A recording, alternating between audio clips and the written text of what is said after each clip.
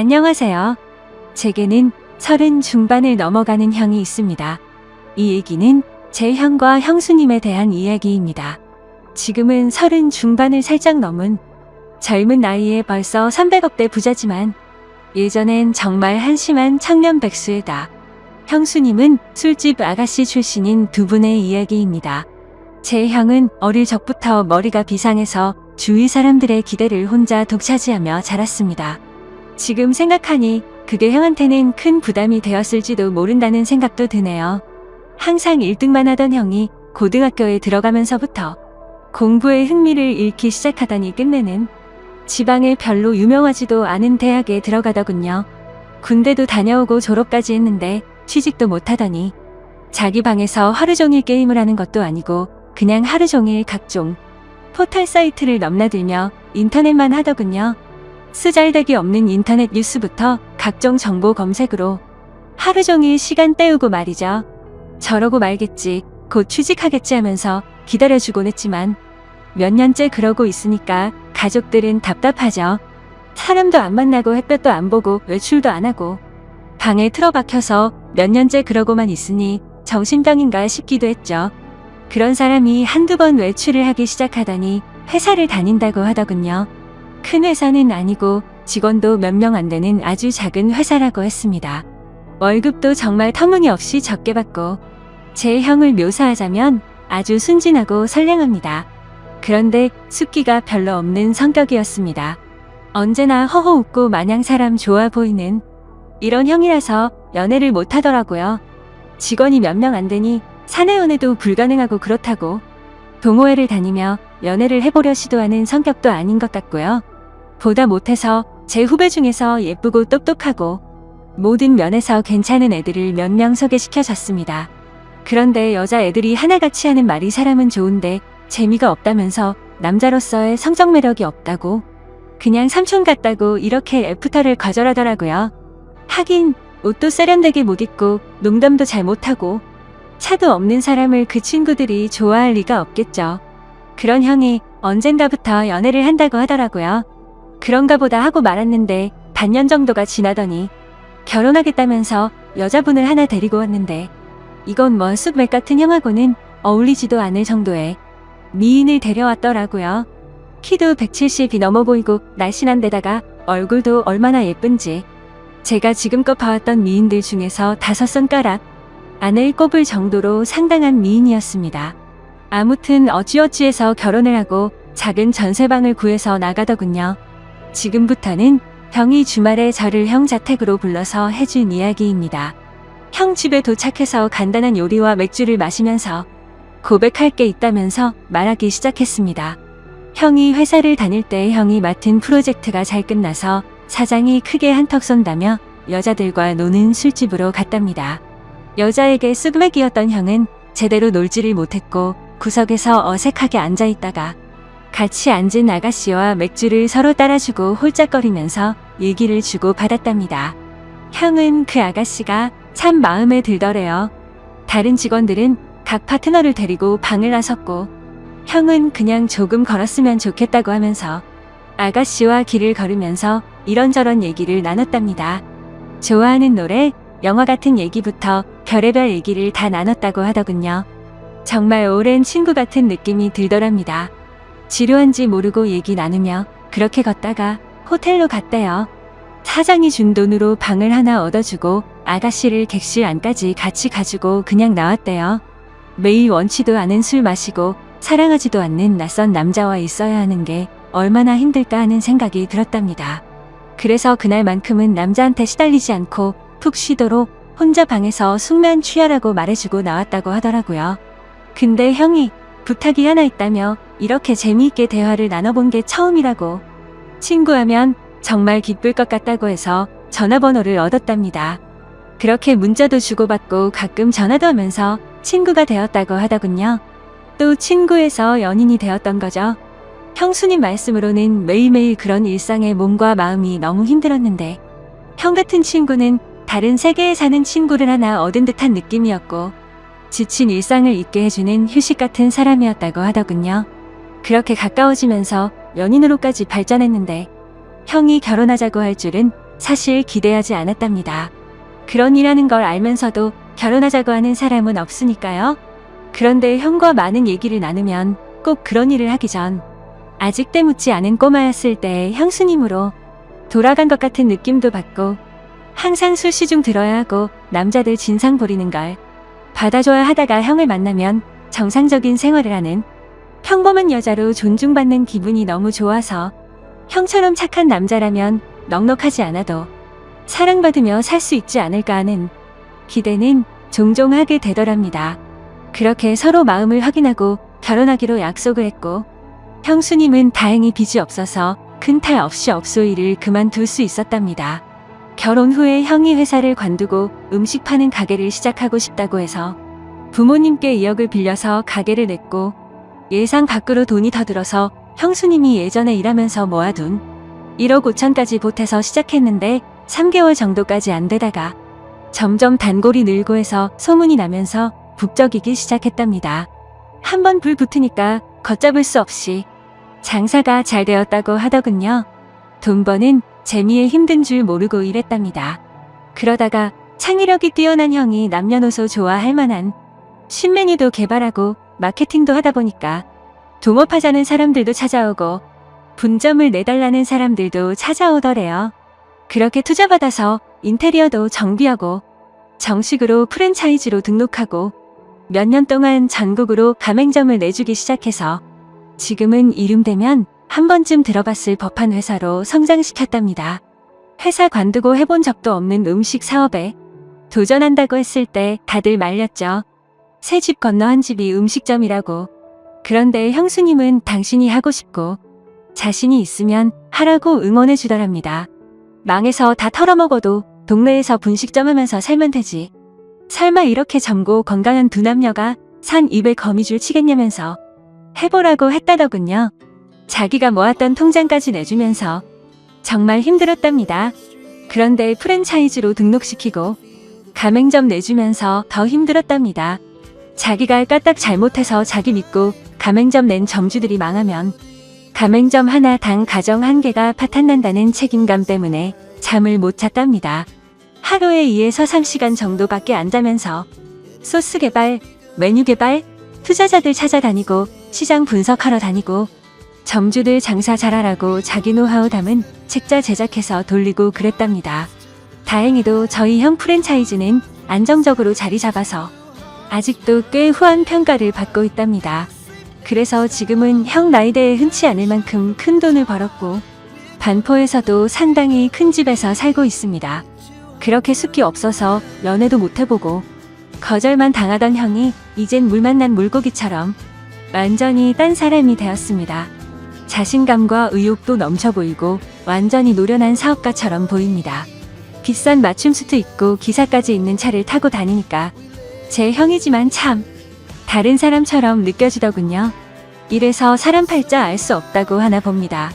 형은 지금도 바빠서 집에 늦게 들어가고 주중에 형수님과 시간을 보내주지 못해서 늘 미안해서 수시로 형수님한테 전화 걸어서 사랑한다고 말해준답니다. 그리고 주말, 주일은 정말 중요한 일이 있지 않은 한 오직 형수님과 아기만을 위해서 시간을 보낸다더군요.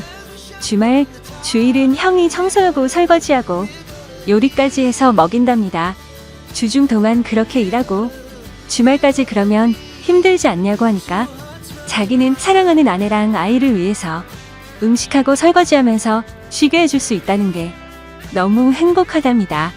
아내랑 아이 얼굴만 봐도 행복해서 피로가 풀린다고 형수님은 업소일 하면서 너무나 간절히 평범한 생활을 꿈꿨었기 때문에 집에서 집안일하고 아기 키우고 형 옷 세탁하고 다림질하는 게 너무너무 행복하답니다.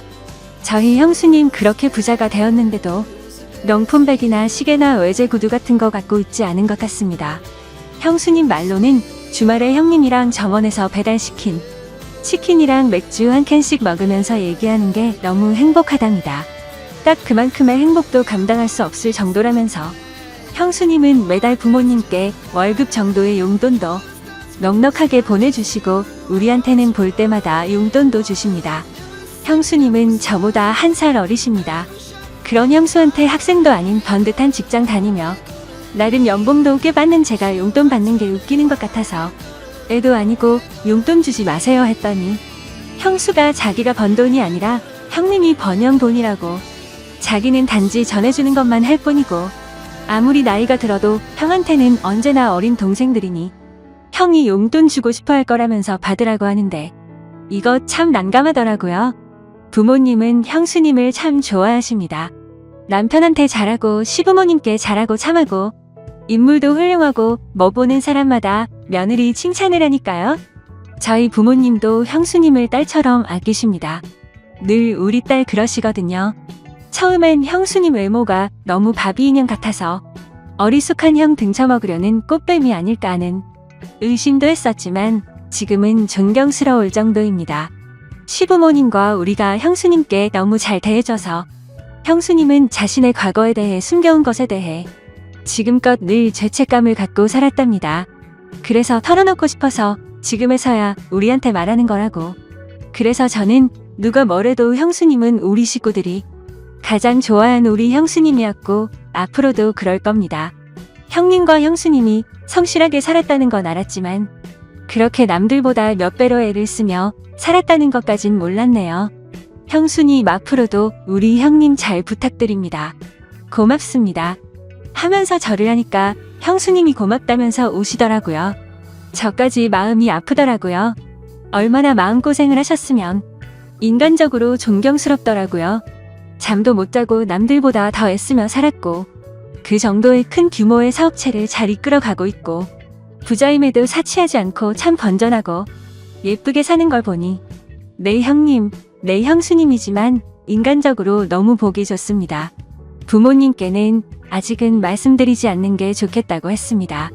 저야 젊으니까 이해할 수 있지만 어른들은 그렇지 않을 수가 있거든요.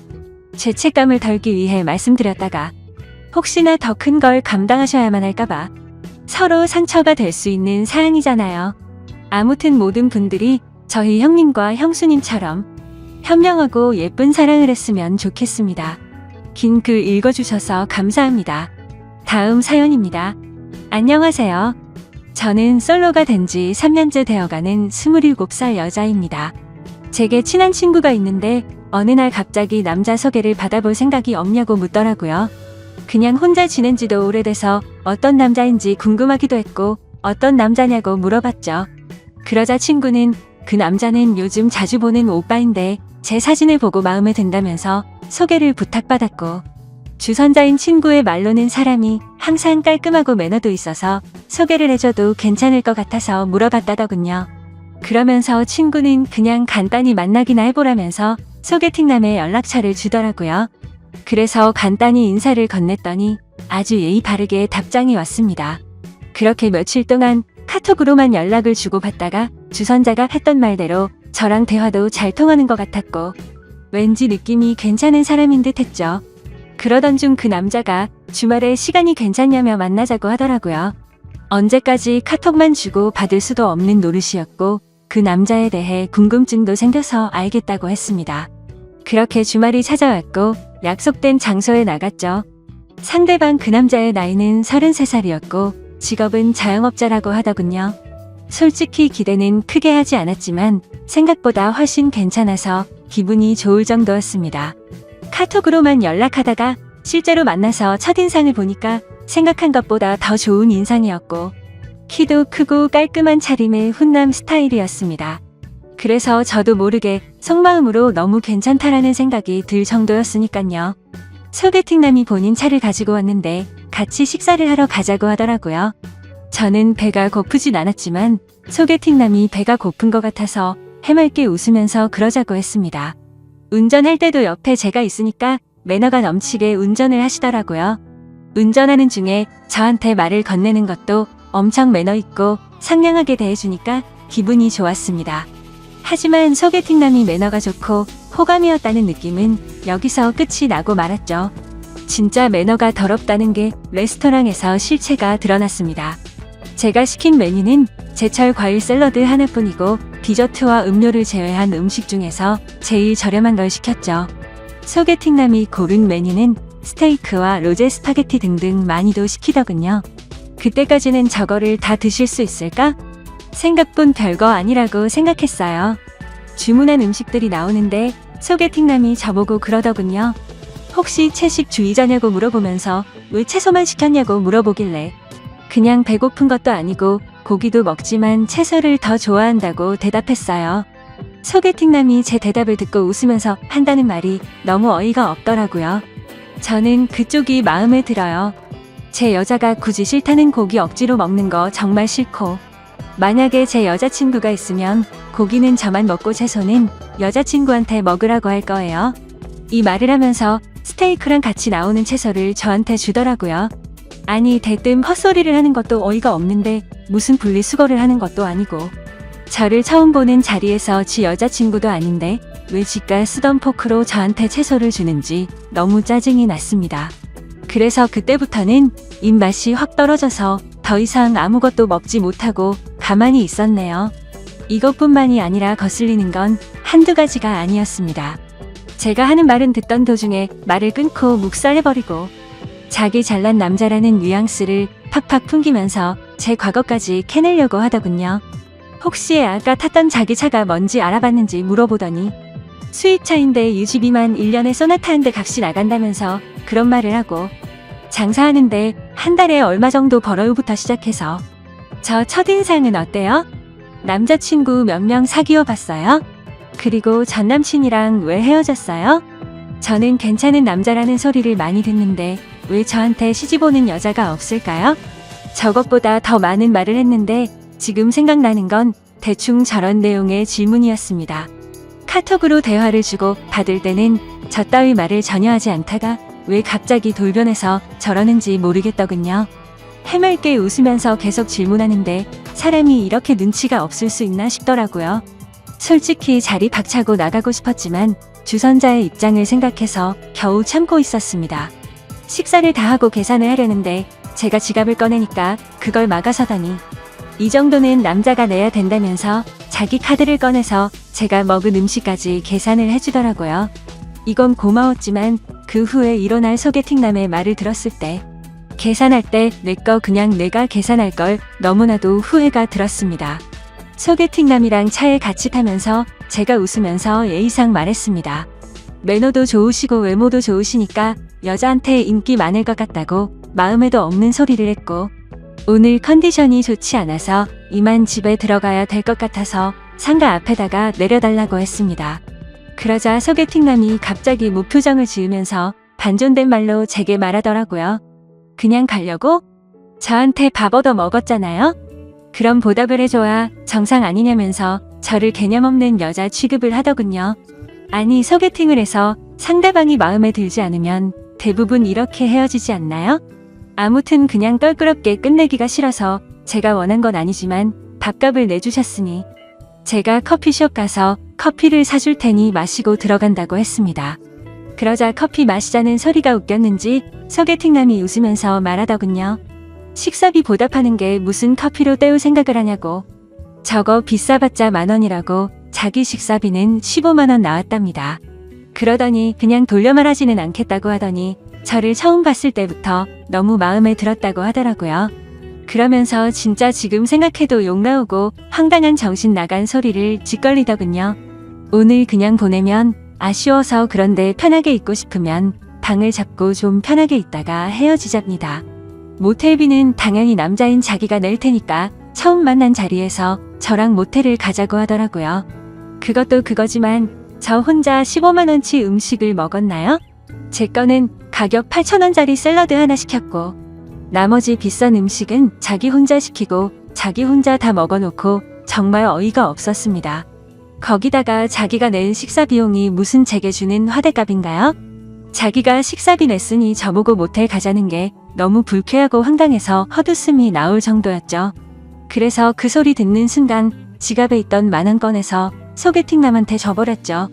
아까 식당에서 샐러드값 8,000원에 2,000원은 그냥 편의점 커피나 사 먹으라고 하고는 돈을 줬습니다. 그리고 나서 소개팅남한테 말했습니다. 죄송한데 저랑 그쪽이랑 성격이 맞지 않는 것 같아요. 오늘 좋은 곳에서 식사 대접해주셔서 감사했고요. 그리고 처음 보는 사람한테 모텔로 가자고 하는 건 좀 예의가 아닌 것 같아요. 그렇게 말을 하고는 차에서 내려버렸습니다. 소개팅남도 차에 내리면서 저를 계속 따라오면서 도대체 자기한테 왜 그러냐면서 지가 실수한 게 있다면 미안하다면서 제 팔을 잡길래 놓으라고 실랑이를 벌였네요. 겉으로 보면 모르겠지만 자신의 모든 걸 알고 나면 절대 후회하지 않을 거랍니다. 까짓거 모텔이야 우리가 사귀고 가면 되는 건데 왜 그런 걸로 삐지냐고 하더라고요. 그리고 다 큰 성인끼리 처음도 아니고 즐기면서 살면 되는데 뭐가 그렇게 기분이 나쁘냐고 헛소리를 하더군요. 너무 짜증이 나서 여기 목까지 찼을 때 옆에 경찰차 지나가길래 경찰 부를 거라니까 그때서야 저를 놓아주더군요.